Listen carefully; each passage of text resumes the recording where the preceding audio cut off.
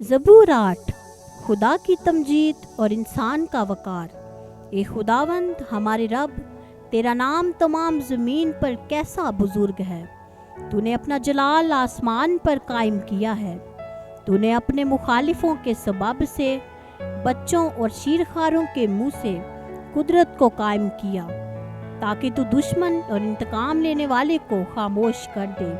जब मैं तेरे आसमान पर जो तेरी दस्तकारी है और चांद और सितारों पर जिनको तूने मुकर्रर किया गौर करता हूँ, तो फिर इंसान क्या है कि तू उसे याद रखे, और आदमजाद क्या है कि तू उसकी खबर ले, क्योंकि तूने उसे खुदा से कुछ ही कमतर बनाया और जलाल और शौकत से उसे ताजदार करता है।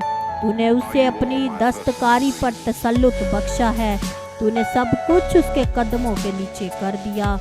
सब भेड़ बकरियां, गाय बैल, बल्कि सब जंगली जानवर, हवा के परिंदे और समंदर की मछलियां और जो कुछ समुद्रों के रास्तों में चलता फिरता है।